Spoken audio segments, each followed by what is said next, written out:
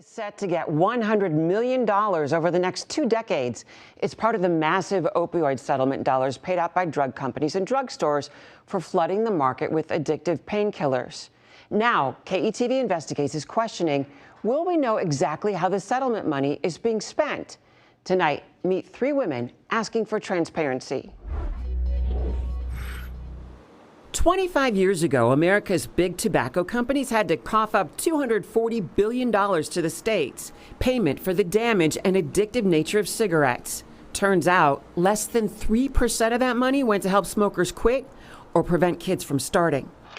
Fast forward to now. States are technically enabled by the settlement agreements to spend those monies in the shadows. States say opioid pain meds are responsible for about 80,000 deaths a year. Like Stephanie Schroeder's son, Andrew. I say it changed every cell of my body, and I truly believe that. A business major on a full scholarship, the 18-year-old died from an accidental opioid overdose on the UNO campus just 10 days before he turned 19.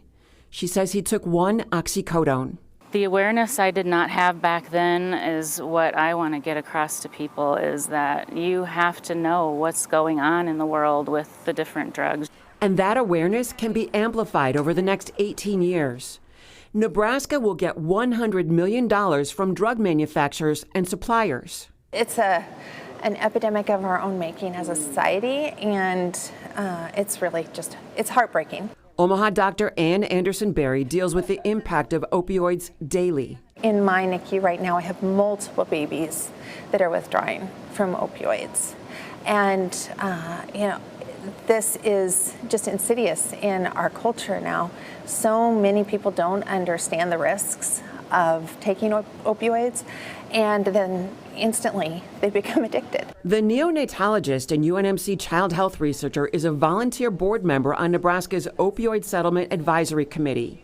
They'll determine how less than half of Nebraska's money is spent. It's precious. Every dime is precious. When it comes to oversight, this attorney has an eye on the money too, and all 50 states. We're also going to be watching you, and we're going to be tracking what you do.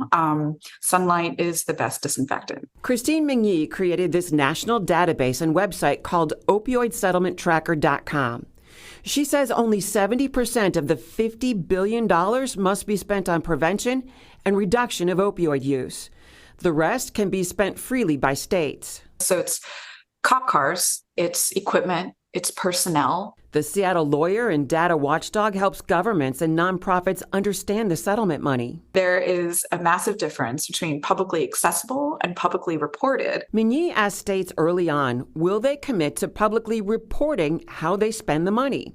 There are 16 states now that have in writing promised to publicly report all of their expenditures from opioid settlements, regardless of where the monies sit. States like Colorado, Missouri, Minnesota, they promise full transparency, with public portals and websites listing 100% of how every opioid dollar is put to work. But to date, Nebraska and 15 other states have not fully committed to publicly reporting those spends. Nebraska DHHS tells me they are working on creating a portal. It's not all going to go to treatment. It's not all going to go to Narcan. Dr. Anderson-Berry wants the public to know exactly how Nebraska will spend millions in settlement money. I really want to see a portal or a dashboard that's publicly accessible. It's how people will understand what the opioid problem is in their community, and it also will tell them how these funds are working to fix that problem. Transparency, the only option that sits well with this grieving mother, sitting on a memorial bench dedicated to her late son. We as a community need to figure out how to get rid of the shame and the stigma so that we can talk about this and we can be transparent.